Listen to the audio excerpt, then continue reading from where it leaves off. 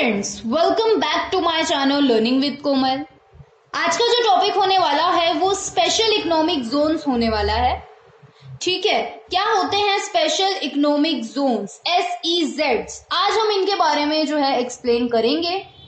तो वीडियो को स्टार्ट करने से पहले अगर आपने मेरे चैनल को सब्सक्राइब नहीं किया है तो प्लीज उसे सब्सक्राइब कर दीजिए, बेल आइकन को जरूर प्रेस कीजिएगा ताकि मेरी लेटेस्ट वीडियोस का भी नोटिफिकेशन आपको मिल पाए। So let's start friends, special economic zones. तो इसके बारे में कुछ बातें कही गई है, सबसे पहले वो देख लेते हैं। तो क्या बोला गया है कि India is among the foremost Asian countries who have considered the idea of setting up on export processing zone model to promote countries export. अब इसका क्या मतलब हुआ? इसका ये मतलब हुआ कि जो इंडिया है वो उन मोस्ट इंपॉर्टेंट एशियन कंट्रीज में से है जिन्होंने, यानी कि जिसने एक्सपोर्ट प्रोसेसिंग जोन मॉडल को अपनाया। ठीक है, किस लिए? कंट्री के एक्सपोर्ट को प्रमोट करने के लिए, कि हमारी कंट्री का जो है वो एक्सपोर्ट ज्यादा हो। ठीक है, तो एक्सपोर्ट को प्रमोट करने के लिए जो है इंडिया ने एक्सपोर्ट प्रोसेसिंग जोन मॉडल को अपनाया। ठीक है जी। अब जरा बात कर लेते हैं आगे हमें क्या गिवन है।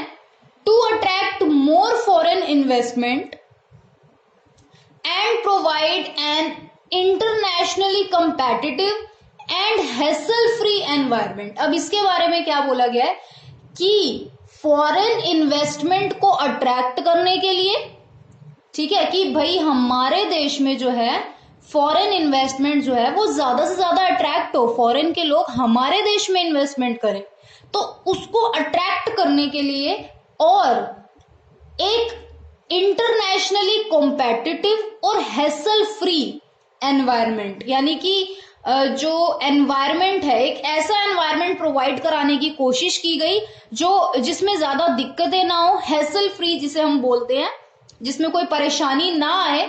ठीक है, किस लिए? एक्सपोर्ट प्रमोशन इन इंडिया, की ताकि जो है इंडिया में एक्सपोर्ट प्रमोशन हो पाए। तो इसके लिए जो है क्या इंट्रोड्यूस किया गया, जो हमारा आज का टॉपिक है, यानी कि स्पेशल इकोनॉमिक जोन जो है वो इंट्रोड्यूस हुआ, SEZ जिसे हम बोलते हैं। ठीक है, तो SEZ जो है वो इन द ईयर 2000, यानी कि 2000 में जो है with an inception of SEZ, यानी कि SEZ की जो पॉलिसी है वो उसकी शुरुआत हुई, इंसेप्शन हुआ, तो India had begin to walk on the path of success. तो इंडिया जो है तब से जो है तरक्की की राह पर चल पड़ा। ठीक है, अब हम बात करेंगे setting up a unit in SEZ, कि अगर कोई कंपनी या कोई फर्म या कोई यूनिट या कोई अंडरटेकिंग जो है वो स्पेशल इकोनॉमिक जोन में जो है अपना सेटअप करना चाहती है, अगर वो या फिर प्लान कर रही है, तो उसे क्या क्या जो है रिक्वायरमेंट्स होंगी, ठीक है, वो भी पढ़ते हैं।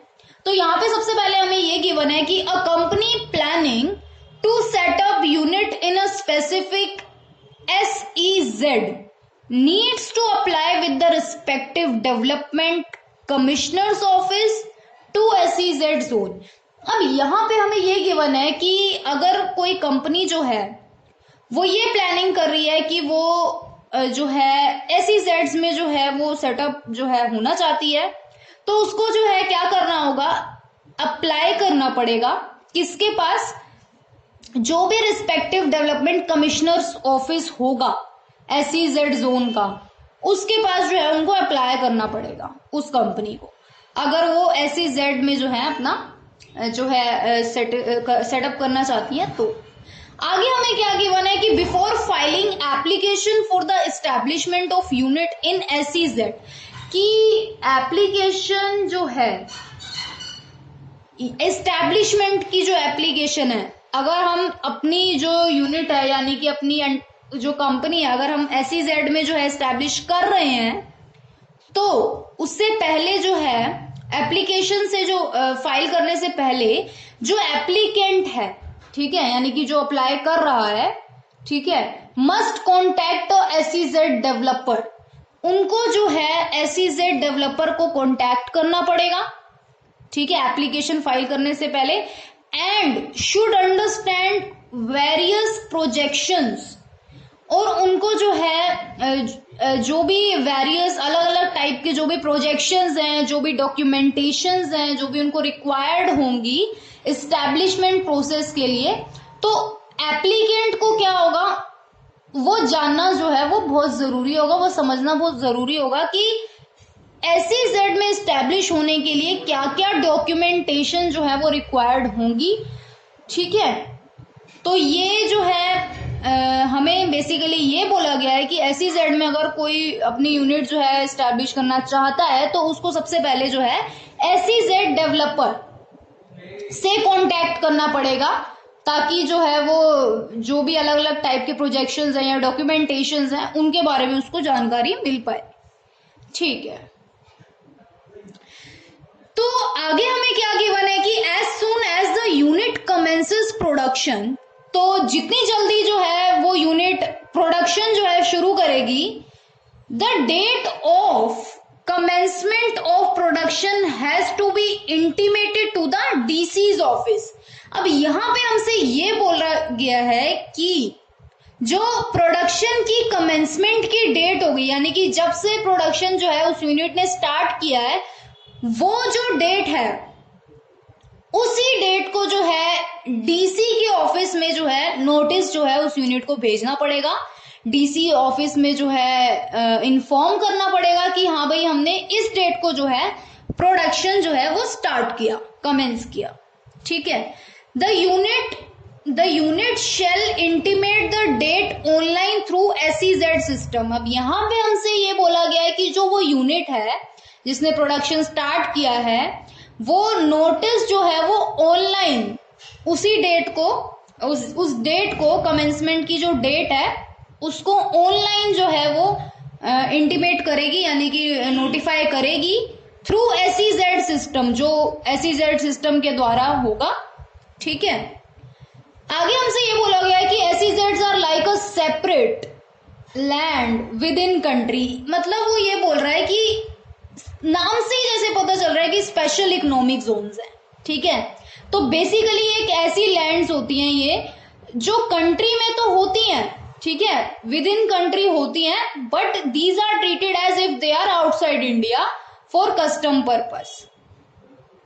अब यहाँ पे हमसे ये बोला गया है कि ये जो एसईजेड्स होती है ना, आर लाइक अ सेपरेट, एक अलग होती है लैंड विद इन कंट्री, लेकिन कंट्री के अंदर होती हैं, और these are treated as if they are outside India for customs purpose. यहाँ पे हमसे ये बोल रहा है कि ये जो है ऐसे ट्रीट करी जाएंगी जब if they are outside India, अगर ये इंडिया के आउटसाइड हैं कस्टम पर्पस के लिए, ठीक है।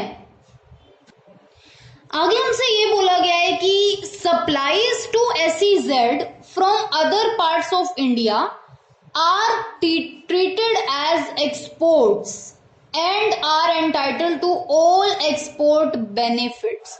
कहने का ये मतलब है कि एसईजेड्स को जो सप्लाई होती है from other parts of India, India के अलग अलग पार्ट से अगर जो है सप्लाई होती है, तो आर ट्रीटेड एज एक्सपोर्ट, उसको भी जो है एक्सपोर्ट्स ही माना जाएगा, and are entitled to all export benefits, तो वो भी जो है एक्सपोर्ट्स माने जाएंगे और एक्सपोर्ट से जो भी उनको बेनिफिट होंगे उनको मिलेंगे।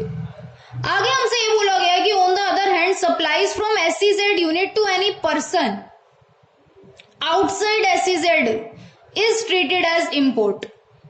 यहां पे हमसे ये बोला गया है कि अब अगर दूसरी बात की जाए तो ये बोला गया है कि सप्लाईज फ्रॉम एसईजेड यूनिट, अगर एसईजेड यूनिट की तरफ से सप्लाई की गई है किसी पर्सन को, ठीक है, जो कि आउटसाइड एसईजेड है, यानी कि जो स्पेशल इकोनॉमिक जोन्स के अंदर नहीं आता, उस पर्सन को अगर एसईजेड ने सप्लाई करी है तो उसको जो है इंपोर्ट माना जाएगा, बाय दैट पर्सन, उस पर्सन के द्वारा वो इम्पोर्ट कहलाएगा। And normal custom duty is payable, और जो है उस इम्पोर्ट पर जो है नॉर्मल कस्टम ड्यूटी जो है वो लगेगी।